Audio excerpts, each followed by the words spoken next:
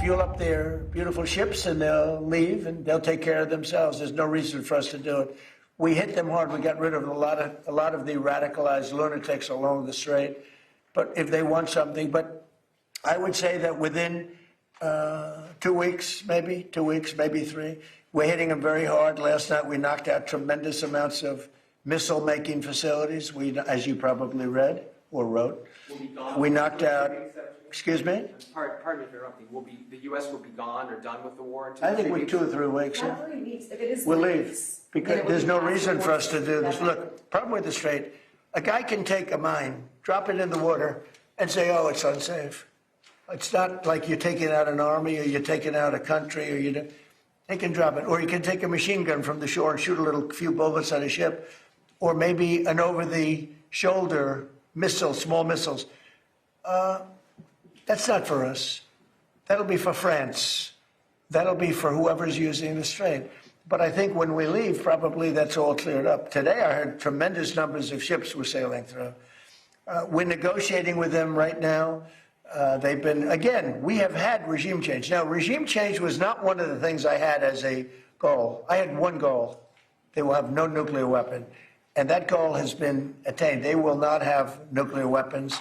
But we're finishing the job, and I think within maybe 2 weeks, maybe a couple of days longer to do the job. But we want to knock out every single thing they have. Now, it's possible that we'll make a deal before that, because we'll hit bridges, and we've hit some. We'll hit some bridges. We've got a couple of nice bridges in mind. But if they come to the table, that'll be good. But it doesn't matter whether they come or not. We've set them back. It'll take 15 to 20 years for them to rebuild what we've done to them.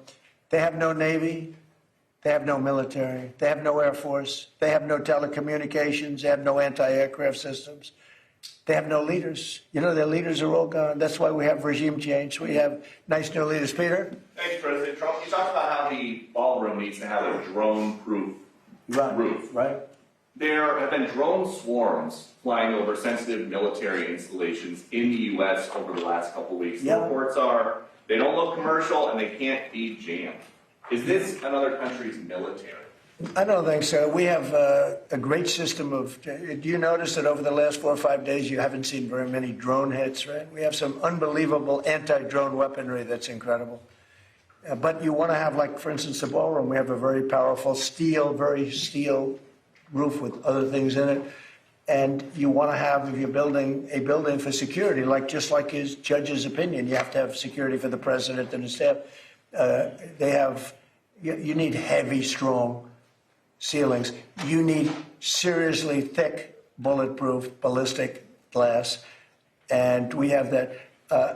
Other buildings don't. You know, fairly modern buildings don't have that. They have roofs that are weak, and they have regular glass windows. There was this incident down at Barksdale, though, where apparently a whole swarm of drones for a couple hours was over the flight line. There's a lot of really important planes down there. Yeah. How concerned are you that this is something? Well, I'm not concerned. Yeah, I know about it. They've checked that out, and they've gotten to the bottom of it. You know, you have a lot of people now that fly these things all over the place, and we're coming down very hard on them.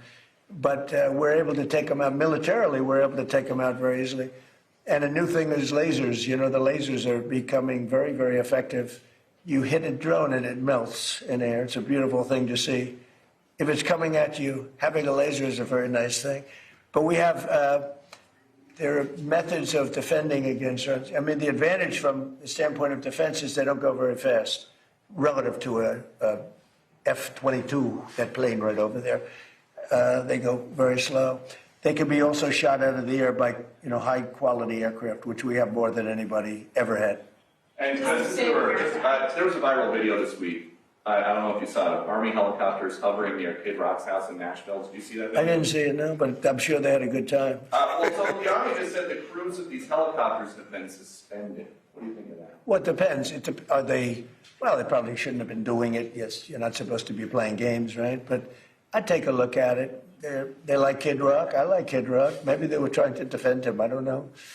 Does Iran have to make a deal for the U.S. to end its operation in Iran? And No. Have you spoken, No. and Iran have you doesn't spoken have to. directly? Iran doesn't have to make a deal. No. Yeah, I've spoken to a lot of people. It's a new regime. They are much more accessible. They are right. You know, they said, we have a present for you, Mr. President, out of respect. And they said, wait a minute, do you want me to answer the question? You're a fresh person. You know, we've had a lot of problems with you, haven't we? No, they don't. You asked me a question. No, they don't have to make a deal with me.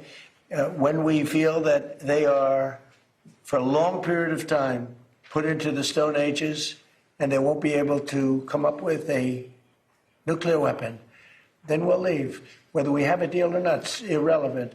Now, it's possible that we'll have a deal because they want to make a deal. They want to make a deal more than I want to make a deal. But in a fairly short period of time, we'll be finished. They will not be able to do a nuclear weapon for years. And when they are ready, maybe in a long time from now, able to do a nuclear weapon, you'll have a president that will be like me and that he will go there and he'll knock the hell out of them again because they cannot have a nuclear weapon. They are very radicalized people. They're very sick leaderships. And I will say, though, that the leadership we're dealing with now, with the new regime, because we have a new regime, and the new regime is much better than the past. Yeah. Mr. President, the Iranian government threatened a bunch of U.S. companies today in the region, including Google, Apple. With what? What did they threaten them with? BB guns? Or well, that's what? They don't have much left to threaten. My question for you is, are you... I don't know. I mean, what did they... You made a statement. What did they threaten them with? I don't know. Tell me, how did they threaten them? Well, all I know is that they threatened them, sir. What does that mean? Fair enough. He said something nasty? Is the government in touch with these companies? Are you helping to backstop them? You don't even know what the threat was. What was the threat? I haven't heard it. What was the threat? Did they say they're going to blow them up? They're going to hit them? They're not. You know what they're not going to do? They're not going to hit them with a nuclear weapon. Is this something you're concerned about, sir? No. Iran's RGC issues a warning that they will target 18 U.S. technology companies if the U.S. continues targeted assassinations of Iranian leaders beginning on April 1st. Those companies include NVIDIA, Apple, Microsoft. Most of those people are dead already. Yeah, Peter? I got one. Your son Eric posted a photo of what will be the Trump Presidential Library. Yeah. It's a huge skyscraper. In Miami? Is that all a library? What else is going in? No, well, it's a library. It's a museum or a library. It's a presidential, but I wouldn't start it till I'm out of office. I don't believe in building libraries or museums. It's really like the Barack Hussein Obama one in Chicago.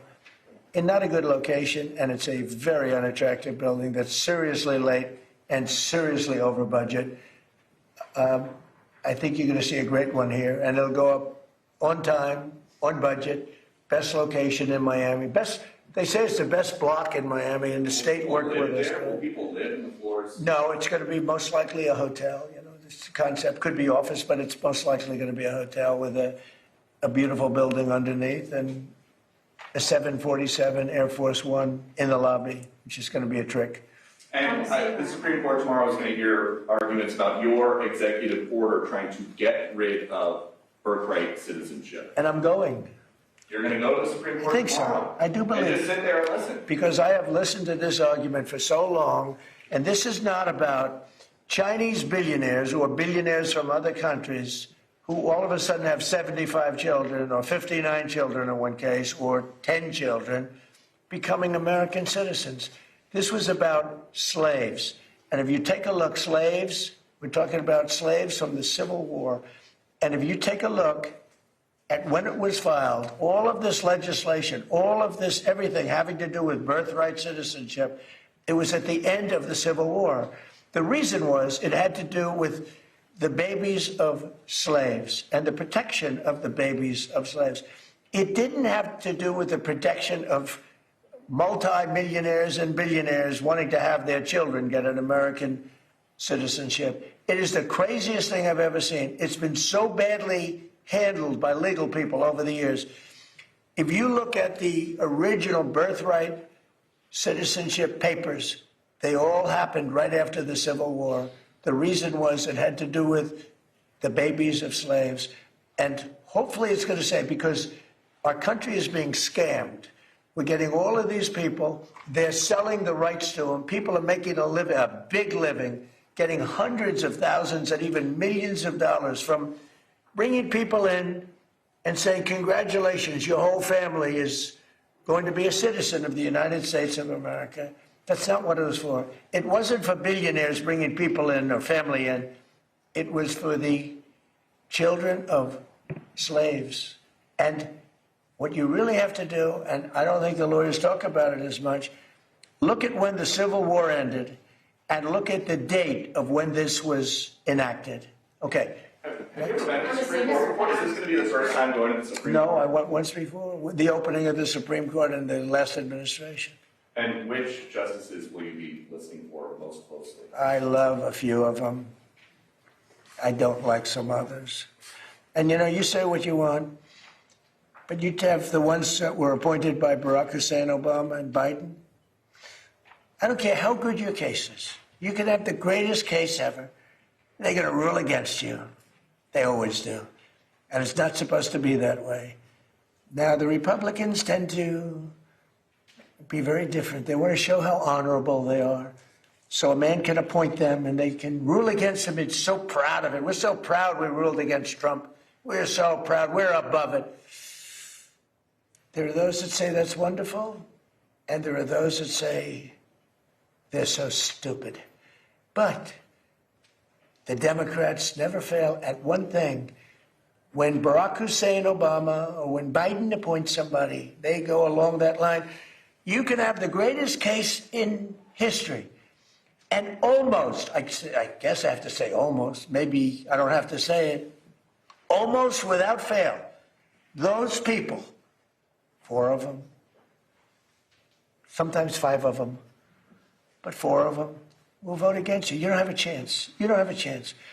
And that's not what the court system is. Now, the Republican appointees tend to go, and this has been long before me. This has been for many years. Some people would call it stupidity. Some people would call it disloyal. Some people would say they're right in doing it. And I don't mind being right, but the other side almost never does it. Almost. I think you could find maybe a couple of instances. Almost never does. When a Democrat appoints a judge, and I'm talking about judges, not just justices, you go before some of these Democrat judges in Washington, D.C., and you don't have a chance. That's why I gave pardons to hundreds of people that were so badly treated, having to do with J6. Yeah? President Safe America. Next. Oh, do you have a question? Yeah. Let's go. I didn't see you over there. Sorry. You've been so nice. Here we go. Now she's gonna hit me with a bad one. Go ahead. On the Safe America Act, Mr. President, do you still think it's going to pass? Were you I signing don't know. this? It's the craziest thing. The Democrats are totally against it. Again, they're unified. I think maybe you would have Fetterman, who I have a lot of respect for, but the Democrats are unified against it, and you need Democrat votes. Unless you do something smart called the filibuster, terminate the filibuster, which they should do. Republicans should do that, but there are a couple of Republicans that maybe they're not so smart because the Democrats will do it on the first day in office, maybe the first hour. It's a question, will it be the first hour or the first day? So who can believe that a person, you can't even get it to the floor, that a person wouldn't vote for, think of it, for citizenship, proof of citizenship, for voter identification. And we also added one, we added mail-in ballots with exceptions for the military, for people that are sick, people that are traveling, for the disabled. We have very generous exceptions. But who would believe that that would be possible not to get those things to vote for? And then we added, best of Trump, we added no men and women's sports.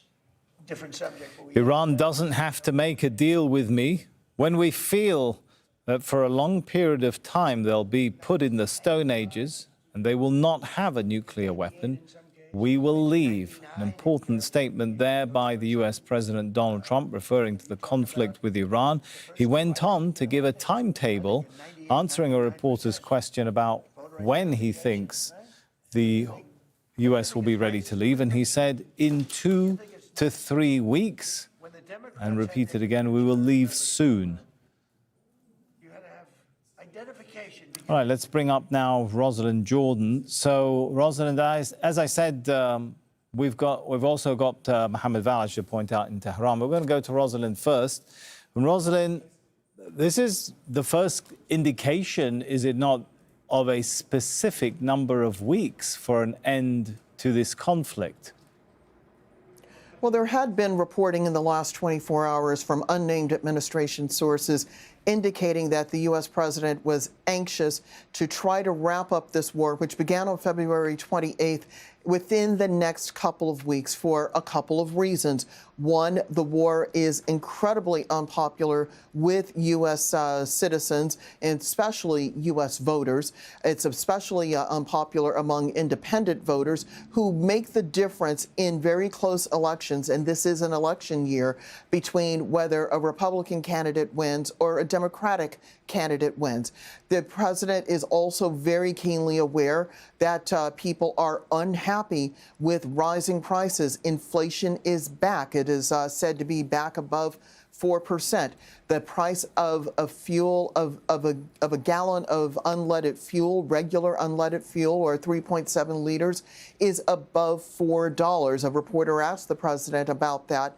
People very much look at the cost of putting gasoline into their cars and at the cost of heating and cooling their homes as a benchmark as to whether they're doing well financially. And if they don't feel that they're doing well economically, they take it out on the party in power. And so for those reasons, according to reports in the last 24 hours, the U.S. President Donald Trump is keen to end this war in order to try to regain some of the popularity which he has lost because of this war on Iran. I should clarify the first time we're hearing 2 to 3 weeks since he said at the beginning of the war that it would last 4 to 6. So I think that we put that in perspective. He also talked about not needing to make a deal, right? Actually, I'm sorry, Rosalind, I'm going to have to interrupt you. We're going to go back to Donald Trump. But think of it. They are roaming the skies over Tehran. They're not even being shot at because their equipment's been totally decimated. They have nothing to shoot. They have no Navy. They have no anything. And just think about this. They have no Navy. They have no military. They have no nothing. They're losing. They admit they're losing. They're begging to make a deal. And if you read the fake New York Times, a corrupt newspaper, where I'm suing them and I think I should do very well, but you would almost think, who's winning? It's so fraudulent. But just to finish up with the New York Times, if you read the New York Times prior to my election victory, including the first one, and the second one too, I won 3 times. I won 3 times convincingly. But let's go to the third victory. If you read the New York Times, you would say, oh, Trump's going to lose. But I won in a landslide. I won the popular vote. I won the Electoral College in a massive number, right? Massive. I won the counties, 86% of the counties I won. All of these different things. Winning the popular vote for Republicans, pretty amazing. But if you read the New York Times for months and months and months, you were hearing, oh, Trump is doing so badly. We have to straighten out our media. The reason their circulation is way down, the New York Times circulation, has gone way down. Washington Post is almost extinct. The papers that are being dishonest, papers generally, people don't believe the media. And to finish, I got 93%. Sorry, just hearing there Donald Trump reiterate how he sees it, that the Iranian military has been completely decimated, saying they have no navy, no military, no nothing, and they're begging to make a deal. Let's go back to Rosalind Jordan. And Rosalind, once again, we heard him say there that Iran doesn't have to make a deal in order for him, as he put it, to leave Iran. When we feel that they've been put in the Stone Age, when they can't make a nuclear weapon, we'll leave. Does that change the picture compared to what we have been hearing from Donald Trump up until this point, which was that there are talks and they're going very well?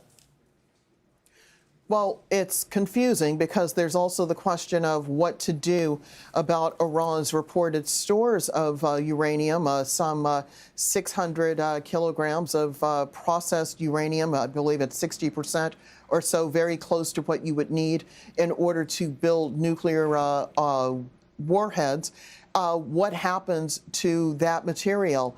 Would the U.S. be willing to end in war without guaranteeing that that uranium has been locked up and so that the Iranians could not use it for military purposes? No one has raised that question during this intervention in the Oval Office, but that doesn't mean that the question still isn't out there. There's also the question of whether the U.S. would be prepared for ongoing Iranian retaliatory actions because, as Iranian officials have said in the past day or so, they have been attacked twice while they were trying to negotiate with the United States and other countries about their nuclear ambitions.